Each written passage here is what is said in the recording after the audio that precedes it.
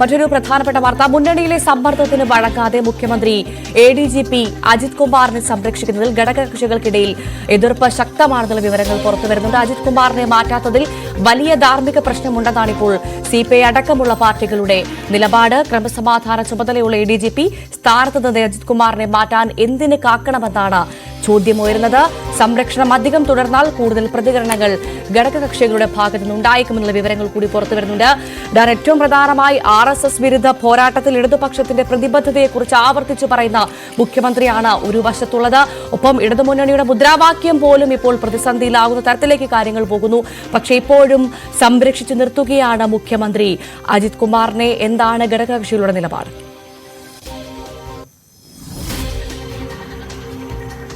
RSSനും സർക്കാരിനും ഇടയിലുള്ള പാലമാണ് MR അജിത് കുമാർ എന്ന ഗുരുതരമായ ആരോപണമാണ് പ്രതിപക്ഷ മുന്നണികൾ ഈ ഒരു വിവാദത്തിൽ MR Ajith Kumar RSS general secretary കണ്ടതുമായി ബന്ധപ്പെട്ടുണ്ടായ വിവാദങ്ങളിൽ മാധ്യമങ്ങളോട് പ്രതികരിച്ചത്. പക്ഷേ അതിനുശേഷവും അജിത് കുമാറിനെ ആ പദവിയിൽ തുടരാൻ അനുവദിക്കുന്നതിനെതിരെയാണ് നിലപാട് വ്യക്തമാക്കിക്കൊണ്ട് മുന്നണി യോഗത്തിൽ അടക്കം ഓരോ മുന്നണികളുടെയും പ്രതിനിധികൾ സംസാരിക്കുന്ന ഒരു സാഹചര്യമുണ്ടായത്. പ്രധാനമായി അമർഷം അറിയിച്ചിരിക്കുന്നത് CPI ആണ്. സ്വാഭാവികമായി ഈ കാര്യത്തിൽ, അതായത് MR അജിത് കുമാറിനെ ക്രമസമാധാന ചുമതലയിൽ തുടരാൻ അനുവദിക്കുന്നത് ഇടതുമുന്നണിയുടെ മുമ്പോട്ട് വെക്കുന്ന നയസമീപനങ്ങളെയും ആശയങ്ങളെയും വരെ ദോഷകരമായി ബാധിക്കും. അതിന്റെ പ്രതിച്ഛായയ്ക്ക് മങ്ങലേൽക്കുന്ന തരത്തിലേക്ക് ഗുരുതരമായ പ്രത്യാഘാതങ്ങൾ നേരിടേണ്ടി വരുമെന്ന മുന്നറിയിപ്പ് തന്നെയാണ് CPIയുടെ ഭാഗത്തുനിന്ന് കഴിഞ്ഞ ദിവസം മുന്നണി യോഗത്തിലടക്കം നൽകിയിരിക്കുന്നത്. പക്ഷേ ഇപ്പോഴും അജിത് കുമാർ പദവിയിൽ തുടരുന്ന ഒരു പശ്ചാത്തലമുണ്ട്.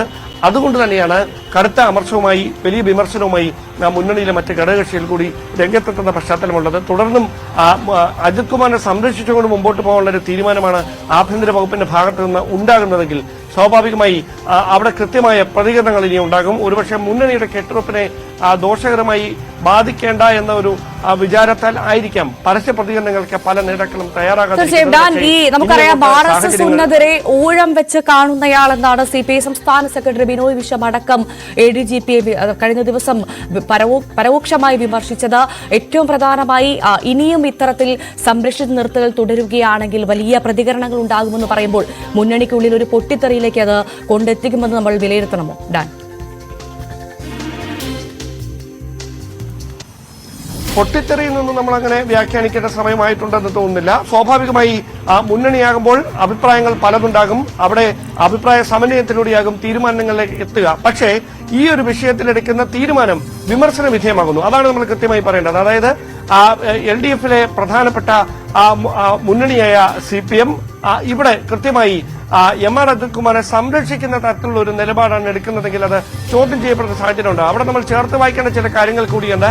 പാർട്ടിക്കുള്ളിൽ നിന്ന് തന്നെ PV അൻവറിന് പിന്തുണ ലഭിക്കുന്നുണ്ട്. അതുകൊണ്ട് മാത്രമാണ് അൻവർ ഇത്തരം ആക്ഷേപങ്ങളുമായി മുമ്പോട്ട് വരുന്നത് എന്ന തരത്തിലുള്ള വിമർശനങ്ങളൊക്കെ കഴിഞ്ഞ ദിവസങ്ങളിൽ തന്നെ ഉയർന്നു കേട്ടതാണ്. സ്വാഭാവികമായി ഇത്രയധികം വലിയ വിവാദങ്ങൾ ഉണ്ടായിട്ടും എന്തുകൊണ്ട് അദ്ദേഹത്തെ സ്ഥാനത്ത് നിന്ന് മാറ്റാതിരിക്കുന്നുവെന്ന ചോദ്യത്തിന് ഇപ്പോഴും കൃത്യമായ ഉത്തരം ആർക്കുമില്ല. അവിടെയാണ് CPM സംസ്ഥാന സെക്രട്ടറിയും LDF കൺവീനറും ആദ്യഘട്ടത്തിലെടുത്ത നിലപാടുകൾ മാധ്യമങ്ങൾക്ക് മുമ്പിൽ വ്യക്തമാക്കിയ പ്രതികരണങ്ങൾ. അതായത് അവിടെയെല്ലാം അവർ കൃത്യമായി പറഞ്ഞത് അൻവർ ഉന്നയിക്കുന്ന ആരോപണങ്ങൾ ഗുരുതരമാണ്, അവിടെ കൃത്യമായ അന്വേഷണം നടക്കണമെന്ന് തന്നെയാണ്. സ്വാഭാവികമായി അത് കണക്കിലെടുത്തുകൊണ്ട് അത്തരം ഒരു അന്വേഷണം നടത്താൻ ഇനി അവർ തയ്യാറാകുമോ എന്നതാണ് കാത്തിരുന്ന് കാണാനുള്ളത്.